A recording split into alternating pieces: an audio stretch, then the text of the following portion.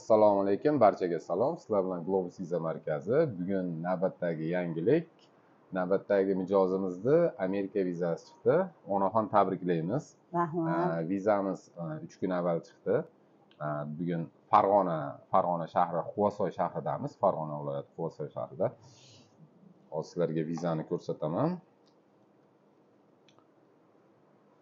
Vizamiz 1 yillik multiviza.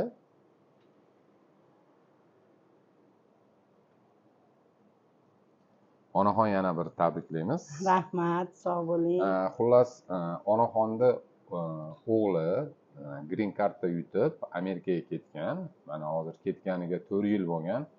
4 yilda endi onaxon sog'inib, o'g'lini ko'rmoqchi bo'lib hujjat tayyorladik. Viza oldik mana omadga kelib.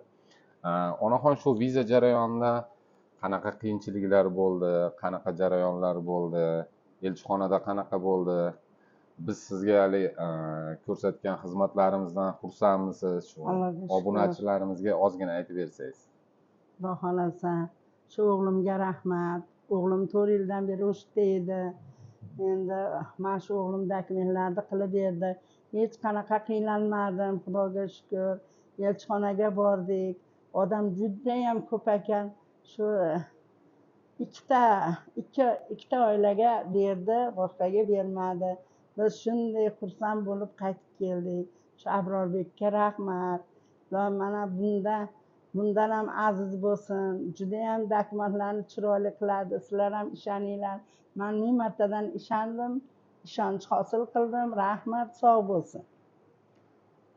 Agar sizga ham Amerika, Kanada, Avstraliya yoki Yevropa vizalari kerak bo'lsa, albatta bizga murojaat qilinglar. Biz qo'limizdan kelgancha sizlarga yordam beramiz. E'tiborlaring uchun katta rahmat. Rahmat, sog' bo'linglar. Abrorimga ham rahmat. Ilohim sog' bo'lsin, aziz bo'lib, mana aziz bo'lib yuraversin. Biz ming marta rozimiz Abrorbekdan.